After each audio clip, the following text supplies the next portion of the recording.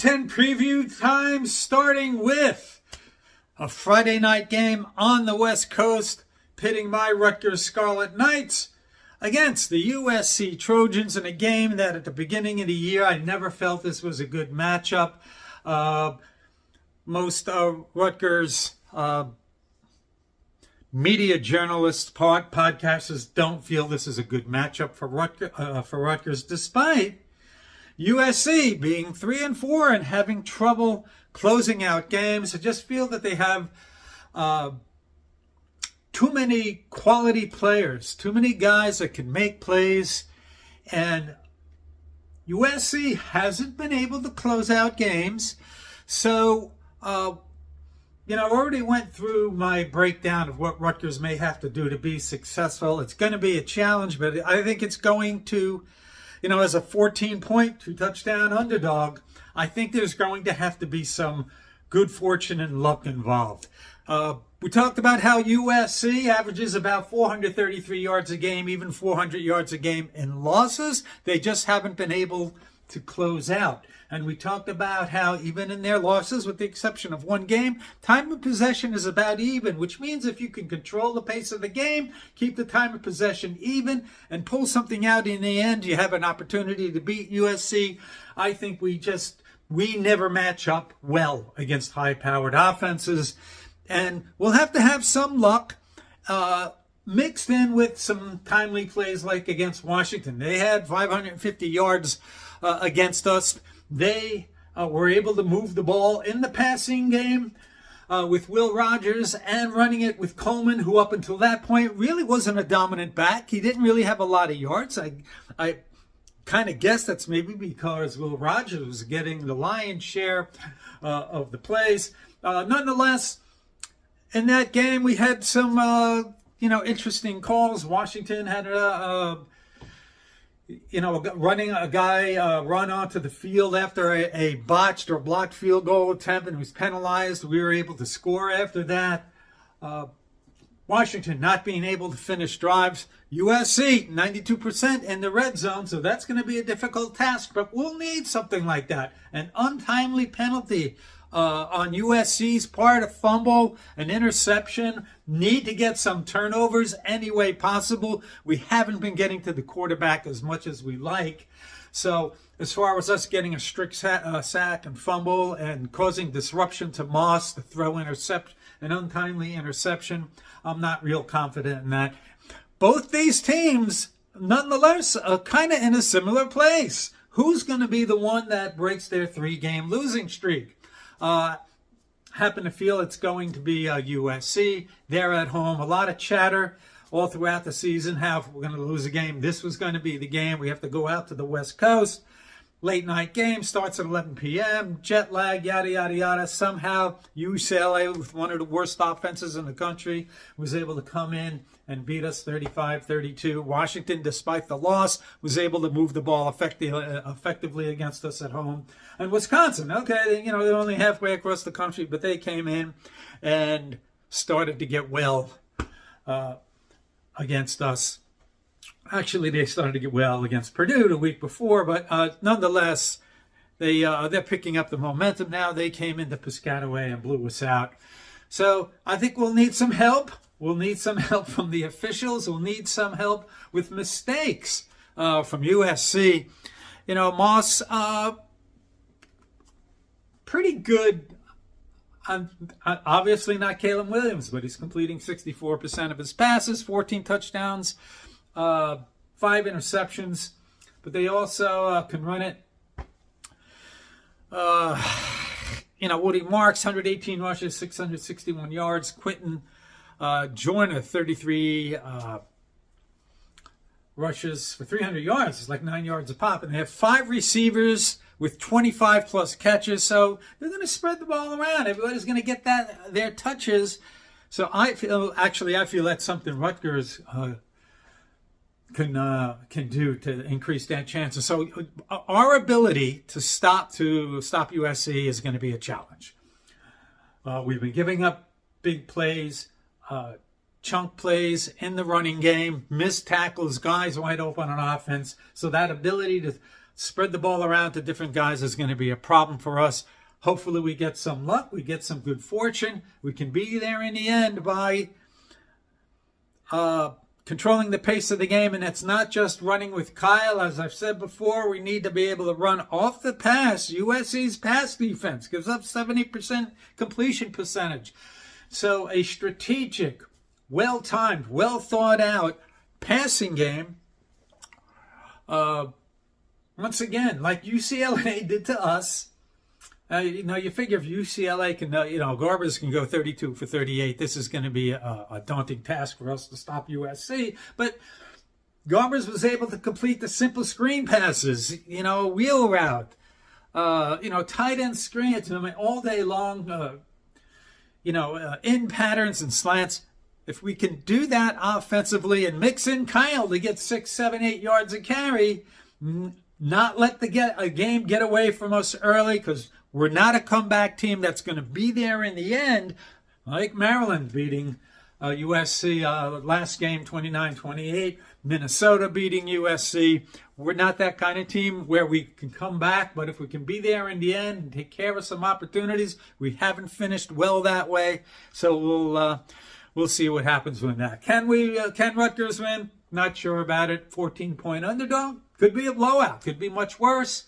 But everything is going to have to go right for us to pull out a win on the road at midnight in Southern California. Nonetheless, the interesting game of the week, number 1 Oregon versus 6-1 Illinois. That should be an interesting game to see how Brett Bielema's Illinois squad actually stacks up. He's turned the program around. He's 6-1. But are they a contender or pretender? We'll see. Oregon's a 21.5-point favorite. Dylan Gabriel, over 2,000 yards passing already. 15 touchdowns, 4 interceptions. I still think he has wide swings between, putting up some gaudy numbers and maybe throwing some interceptions at moments that aren't optimal. Nonetheless, Jordan James, 1,717 yards rushing, 8 touchdowns. Tez Johnson, 57 catches already, 7 touchdowns. Oregon averages 34.5 points per game, which is 26th. Illinois' defense, pretty decent, 52nd in the country. But yeah, they are coming off a good win against Michigan, 21-7. We know what Michigan wants to do. They're not going to throw it. They're going to run it. So, despite Michigan kind of taking a step back this year, it's still a good win for Illinois, beating Michigan by 2 touchdowns. Oregon State, in a surprise that I thought they would come up short against Ohio State. It's quite the opposite. Oregon beats Ohio State 32-31.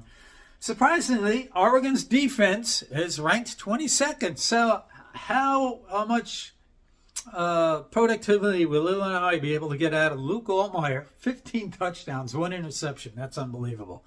1,500 yards passing.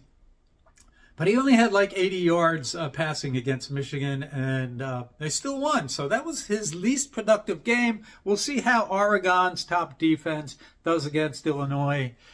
And Luke Altmaier, the running game with Pat Bryant.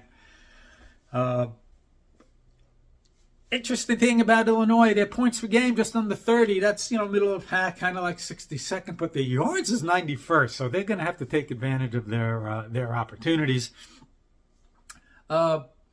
This next game, rivalry game, probably not a lot of people care about it. Both teams 4-3. I think it may be closer than people think. Michigan versus Michigan State.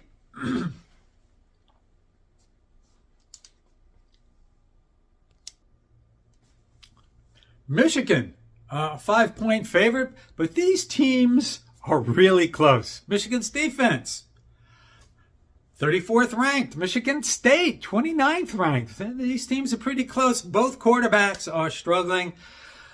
Davis Warren,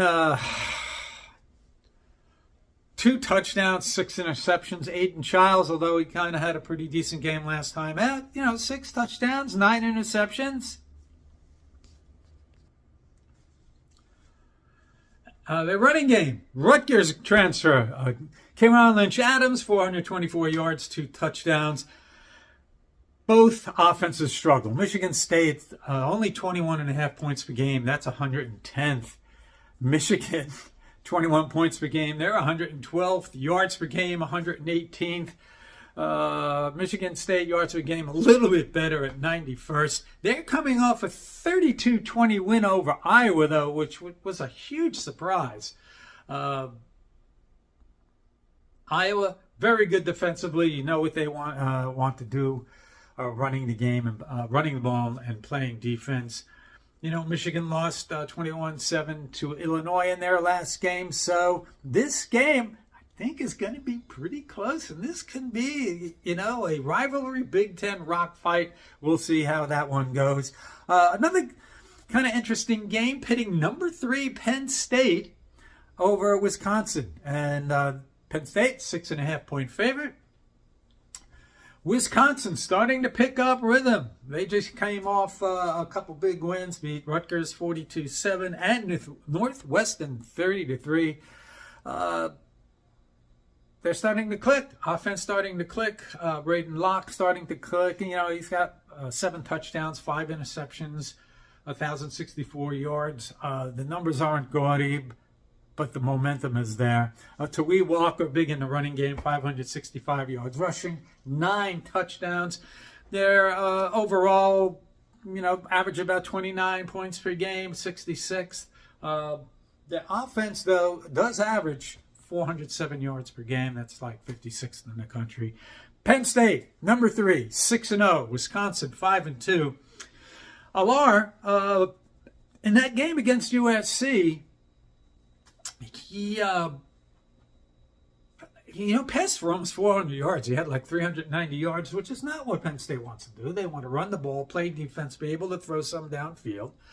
Overall, Alar has 11 touchdowns, 4 interceptions.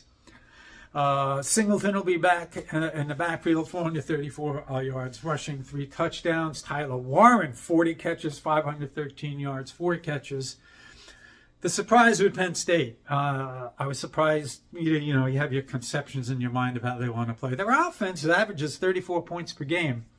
That's 28th, and at 471 yards per game. Would anybody think Penn State averages almost 500 yards per game? But they do, and they're 25th to go along with a defense that's ranked 7th. So this can be a potentially old school Big Ten rock fight as well, despite both teams starting to play well offensively. If they can't execute, can't throw the ball, this could be one of those ugly Big Ten games, and actually could be a pretty good one, despite Penn State, ranked number 3, being a 6.5-point favorite. Next game up, Washington, 4-3, versus the darlings of the Big Ten and NCAA football overall, the 7-0, number 13 Indiana. Are they for real? It's going to be a question whether Curtis Rourke, after I guess he had some sort of hand surgery or some sort of injury, he originally was going to be out for this game.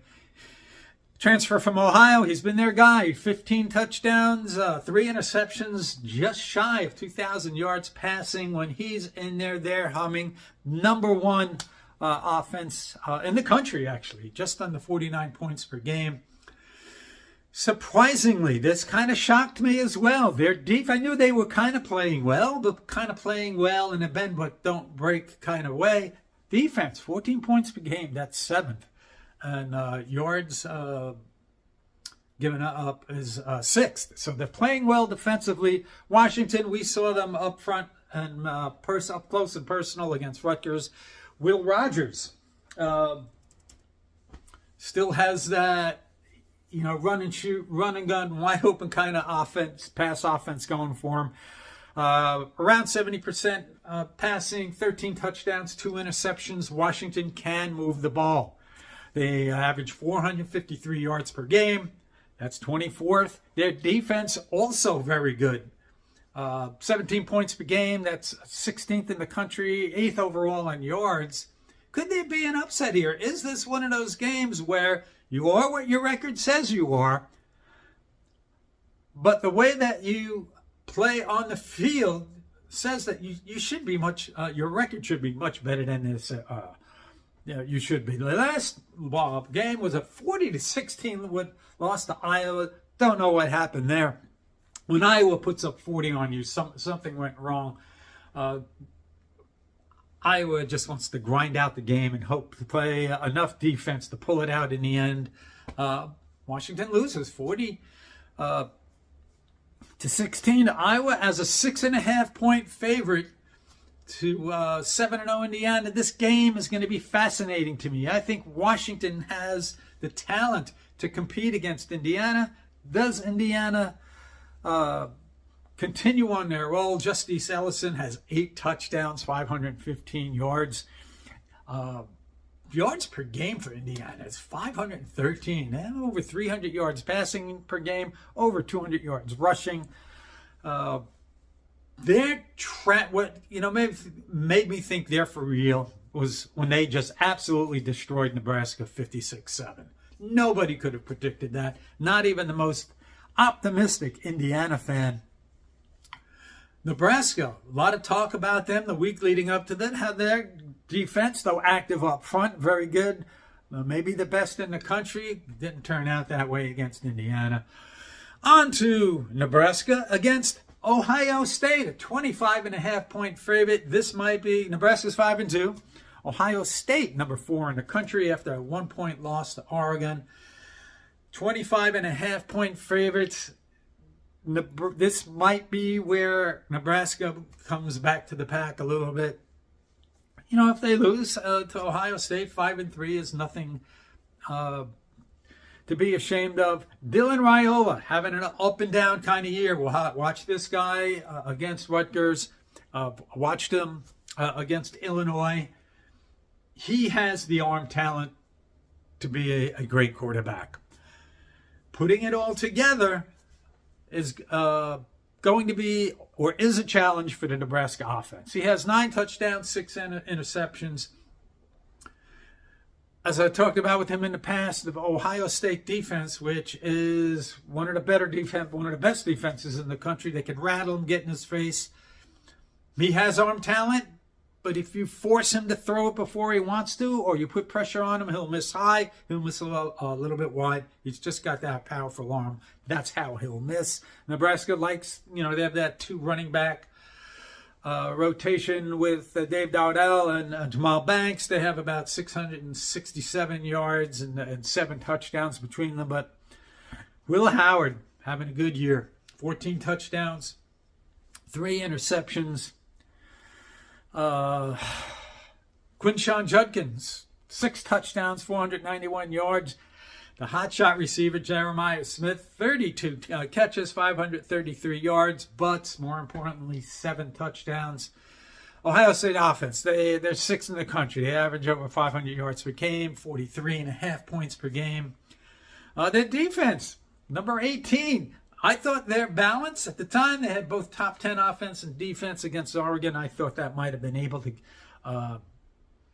nudge out Oregon. Wasn't the case.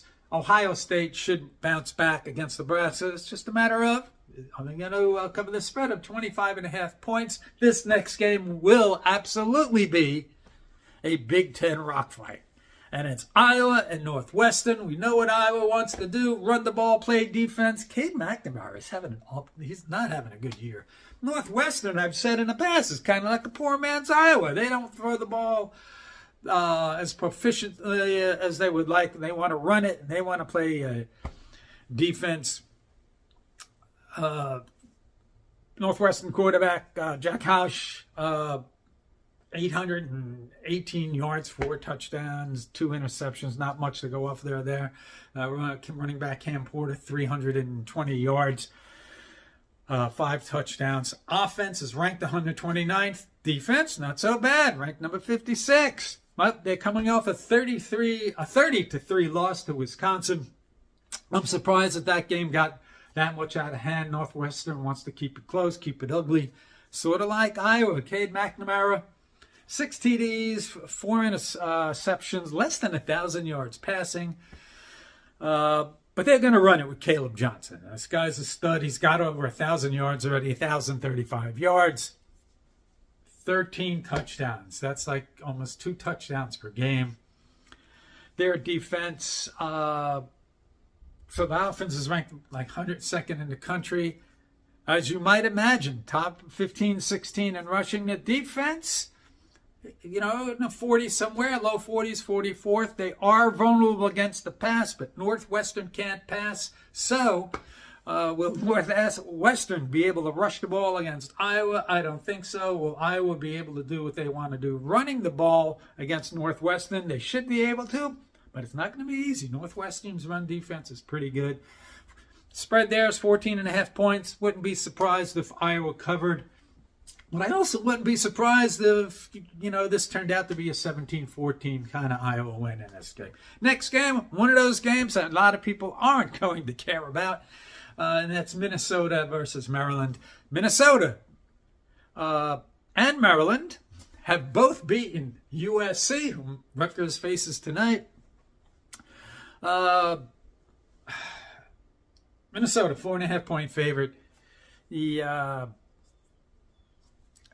They have, having watched a little bit of them, they have pretty good balance. They're going to throw it, they're going to run it. They want to be able to do both.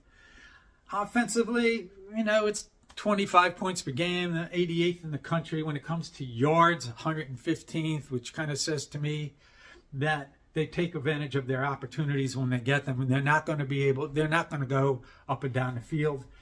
And big 21-17 win over USC. So they have enough juice to stay in the game, control the pace, have a little balance between the offense and the defense. Darius Taylor has 432 yards, rushing 6 touchdowns. Rosmer, 8 touchdowns, 4 interceptions, 1,450 some odd yards. Maryland, you know what they want to do. They're going to throw it, and they're pretty good at it. They're top 20, top 25 passing team. Last game, 29-28 win last minute over USC, which was big in Maryland. 29 points per game. It's 65th. It's not all that explosive, but they have over 2,000 yards passing, 2,113 yards passing. Billy Edwards, 13 touchdowns, 4 interceptions. Their offense, because of that, led by their passing game, 434 yards per game. Actually, their pass game is 9th in the country. They want to throw it.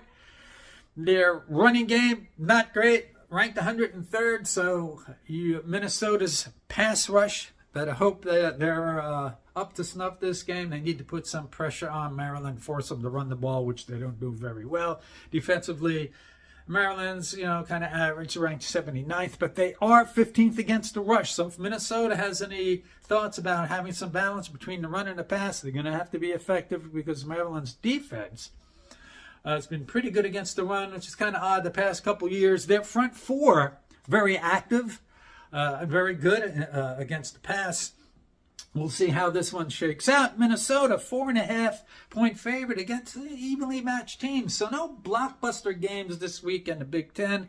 But I think there's a lot of kind of even matchups, whether it's Michigan, Michigan State, Minnesota, Maryland. Some interesting ones like Oregon, Illinois, Penn State and Wisconsin, Washington and Indiana. These are games that you can watching, you say, hey, wow, these are pretty interesting. These are pretty good games.